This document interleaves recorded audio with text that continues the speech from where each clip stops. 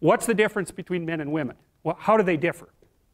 Well, the first thing we might observe is that if you look at personality differences between prepubescent boys and girls, they're not very large. Boys and girls don't differ in terms of their trait neuroticism, for example.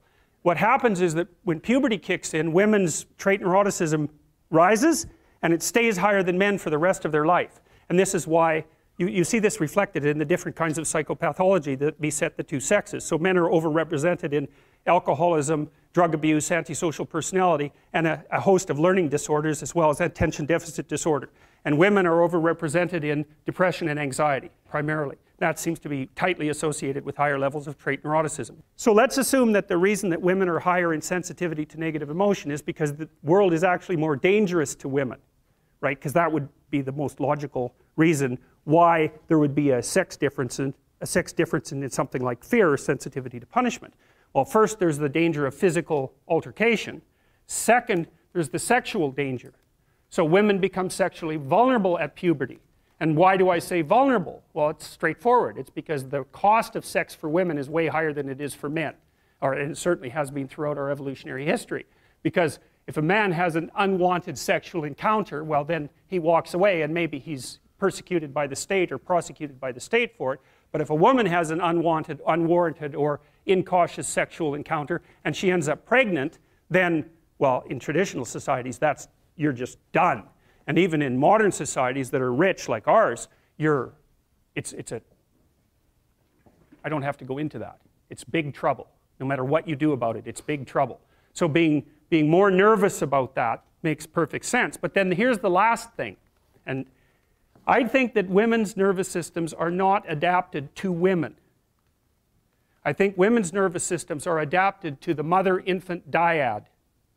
And because you are not the same creature when you have an infant. Not at all. You're way more vulnerable.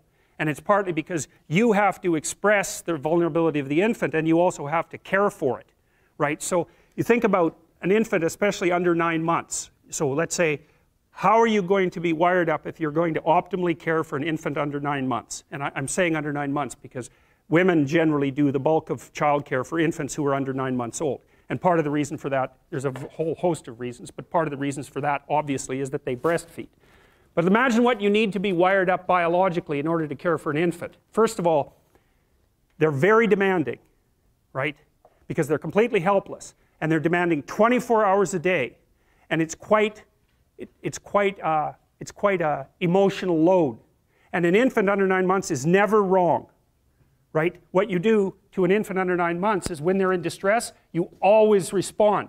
You never tell the infant, get your act together and stop whining, right? Which you can do, say, to a child that's 18 months old. You can start having that sort of conversation. But under 9 months, it's like nothing is the infant's fault. It's surrounded in an extraordinarily threatening world. And you have to be responsive to what it needs, regardless of what you want. And you have to be very sensitive to the threats that emerge in the environment. And so I think the price that women pay for that ability to have an intimate relationship with infants in the very earliest stages of development is that their nervous systems are actually wired so that they can perform that role optimally. And the disadvantage to that is that having a temperament like that doesn't work that well when you're dealing with adult men, especially when you're dealing with them in a business environment, because it's not the same thing. Not at all. It's a competitive environment.